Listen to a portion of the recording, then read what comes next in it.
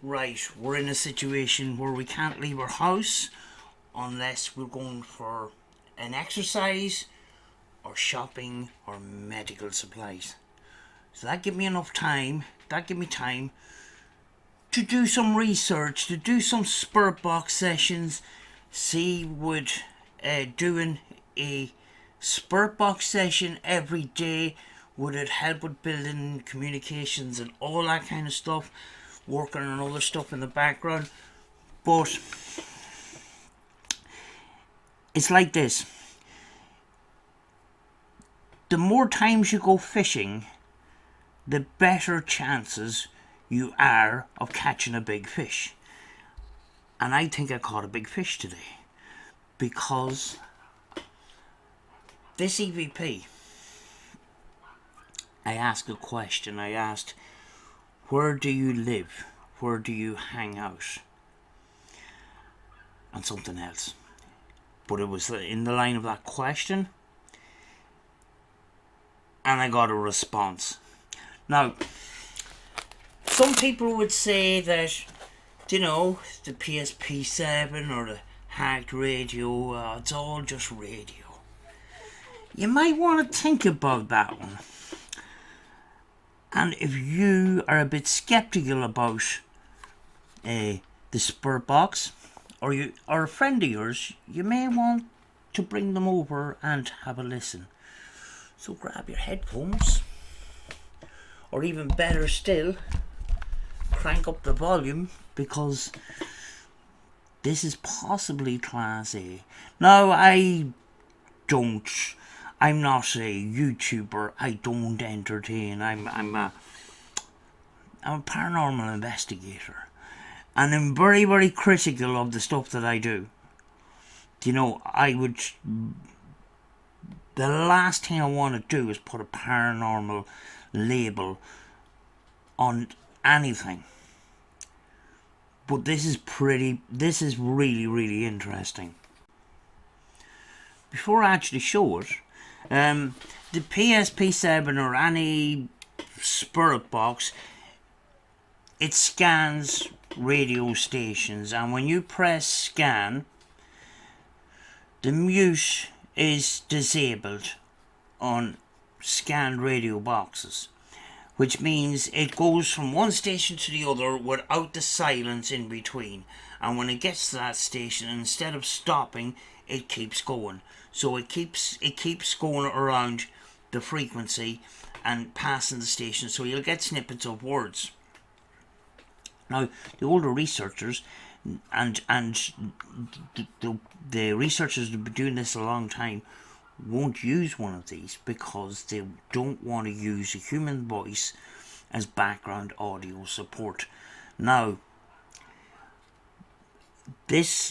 what I picked up this morning, I am not 100% sure. Was the voice manufactured? Was it made from the human voice, or was it made from the static? But the one thing with this, I put it on magnitude mode, I put it on hush mode, which cuts out a lot of radio stations. But along with that, I bought a couple of these Faraday pouches, and I plugged the PSP7 to my amplifier directly, no pedals, no nothing, and then I put it in there into the Faraday pouch. Now, this is the FM antenna for receiving FM signal.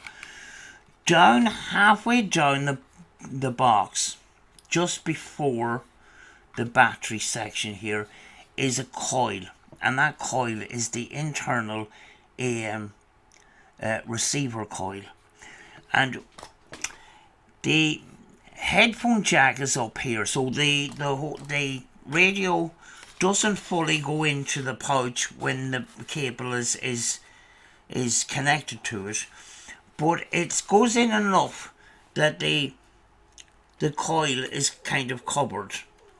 Now, a slight bit of radio will come through, but very, very little. I'll show you that in the Spirit Box session, which I'm holding on to at the moment because I'm going to review it, but it'll be out in a future video. But I'm going to show you the snippet.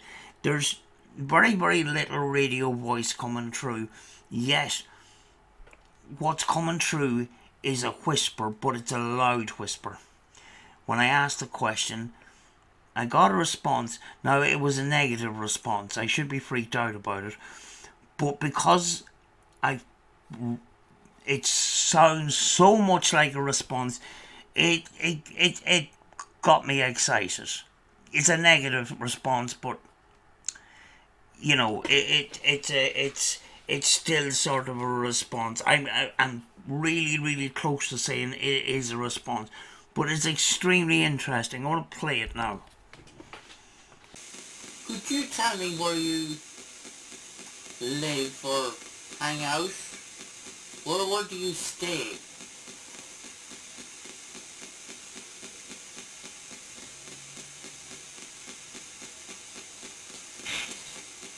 That was a whisper. Dead. Another whisper. An 8. 8 or dead? Could you tell me where you live or hang out? Where do you stay?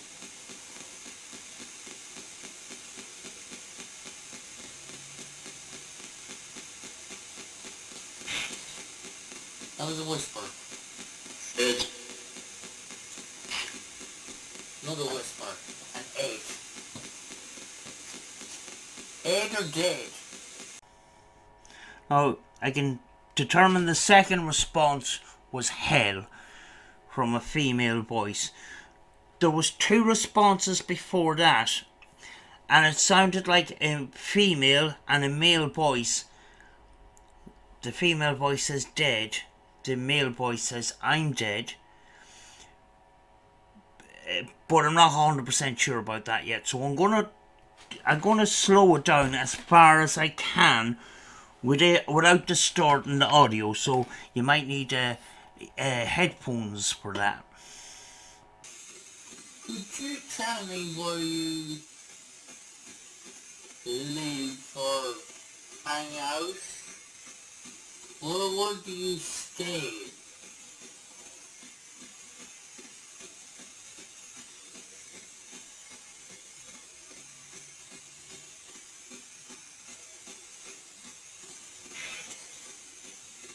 That was a whisper. Dead. Another whisper. An 8. 8 or dead? Right, I got it down to 70%. The female voice says dead in a whisper. The male voice comes in and it's either saying it's dead or stead. There's an S at the beginning of the stead. So I cannot associate at the moment. I cannot associate that response, but to the female voice. So I'm concentrating on the female voice. The female voice says dead. Then that male voice comes in, and then that female voice comes back in again with another whisper, hell. Could you tell me where you live or hang out? Where do you stay?